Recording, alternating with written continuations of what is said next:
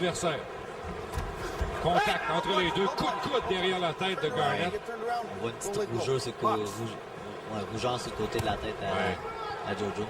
Il est très physique, Garnett. Hein? Oui, oui. Puis, vous voyez tous les petits mouvements qu'il fait tout le temps avec sa tête.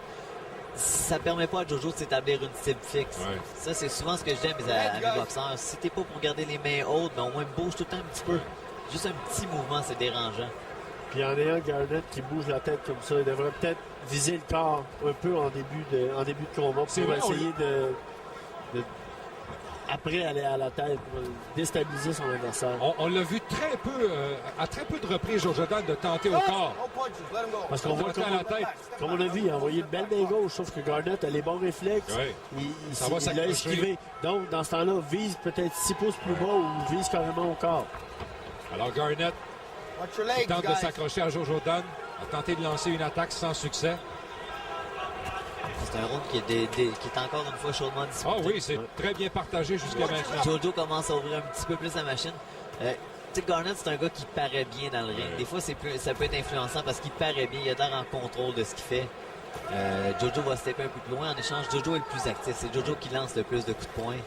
C'est ce que j'allais dire. Il paraît très bien dans le ring, mais il n'envoie pas nécessairement énormément de coups de poing. Exactement, tu as raison. Plus des jabs.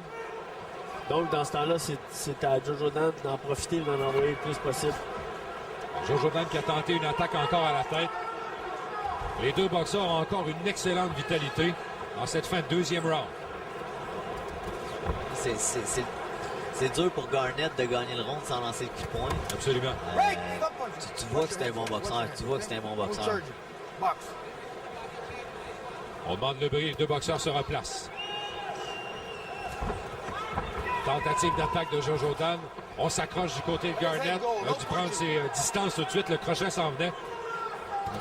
Encore une fois, je cherche un petit peu trop la tête. Exactement. J'aimerais voir de la part de Jordan 2 jabs en avançant et une belle main gauche au corps. Fin du deuxième round. Ici au Centre Bell. Prise de tête. Jordan qui tombe pour une deuxième fois. Non pas à la suite de coups de son adversaire, mais à la suite de contact physique, messieurs. Alors, fin du deuxième round. Quel genre d'impact que ça aura dans le combat pour Jordan, ces deux chutes-là? C'est fâchant, tu peux perdre ta concentration. C'est vraiment sur ça. On va revoir ici. C'est presque le même scénario que la première chute. L'erreur qu'il fait, par exemple, Jojo, c'est un peu de sa faute. Il avance, il est over-anxious, il essaie de lancer sa main gauche trop fort, sa jambe droite, sa jambe gauche lève. Il se retrouve automatiquement hors ballon par son erreur, parce qu'il veut trop la lancer en puissance. Et lui, Garnett, ce qu'il fait, c'est ce qu'il protège simplement. Bon, il fait juste se pencher un peu par l'avant. Garnett est un gars d'expérience, il va en profiter. Il sait que ça peut le faire changer de... Ça peut le faire déconcentrer, il va le faire. On va vous inviter tout le monde à venir nous voir. Moi et Jean-François Saint-Jérôme, hein, c'est le 2 juin prochain. Alors, cette fois-ci, Interbox va se déplacer dans la ceinture nord de la région montréalaise. On est prêt à entreprendre ce troisième round entre Jordan et Sean Garnett. Jusqu'à maintenant, aucun des deux boxeurs n'a paru ébranlé par quoi que ce soit. Peut-être dérangé dans le cas de Jordan, mais pas ébranlé. Il n'y a pas eu énormément de coups francs jusqu'à maintenant. Les boxeurs semblent hésitants un petit peu. Le petit crochet de Jordan. Jojo est sorti tantôt. Il a jabé, puis tout de suite après, il a fait des jabs pour mettre son crochet. Une très belle combinaison. Encore une fois, en sortant de l'intérieur avec les crochets. Contre un boxeur comme Garnett qui bouge beaucoup le haut du corps, il faut que tu fasses des feintes pour le déstabiliser. Une tentative de bousculade de la part de Garnett, de la même façon qu'au cours des deux premiers rounds. Voyons ce que ça nous réserve pour le reste du troisième round. On est près de la mi-combat ici au Centre Bell entre Jordan et Sean Garnett. Tentative d'attaque et bon coup de poing rapproché de la part de Jordan. Tentative de Garnett, belle esquive. Garnett a fait un petit peu la même chose que Jojo fait, un petit peu trop sauter à l'intérieur avec sa main gauche. Jordan tente de toucher la cible au corps, ça ne fonctionne pas pour l'instant. Il est descendu avec son jab, au moins ça lui a permis de mesurer puis de repousser un petit peu Garnett. C'est déjà ça de changer, c'est déjà ça, au moins il réussit à approcher plus sa cible comme ça. Mais Jojo Dan devra apprendre, par contre, quand il rentre assez droit, bouge pas beaucoup la tête. Ça peut être dangereux contre un boxeur qui De recevoir ce qu'on appelle en bon français le lucky punch. Exactement. Ou un boxeur qui a des bons réflexes, puis qui va te cueillir en rentrant. Garnett l'a essayé à quelques secondes auparavant avec sa main gauche par-dessus. Jojo Dan attaque dans les câbles avec Garnett qui est dos au câble. Les deux boxeurs s'accrochent. Et l'arbitre Griffin demande le bris. Tout le monde se replace en plein centre du ring. 1 minute maintenant à faire en ce 3e round. Un combat prévu pour 6. Ce combat-là est vraiment jugé sur la quantité de coups et non pas sur la qualité des coups lancés. Encore une fois, les coups n'arrivent pas à terme. Je pense que malheureusement pour Jojo, il n'a pas eu la chance de mettre les gants avec des gauchers pour s'habituer. C'est pas facile, c'est un ajustement. C'est comme pour nous se battre contre un gaucher. Pour lui, il n'est pas habitué, il est habitué d'affronter des droitiers. Donc, je pense que pour les deux, c'est vraiment pas évident.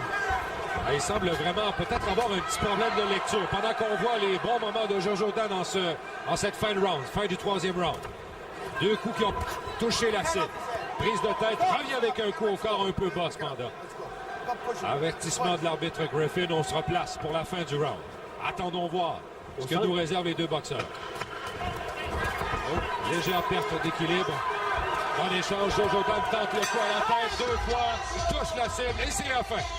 Grosse explosion pour finir le rond, pour s'assurer de gagner le rond. Exactement.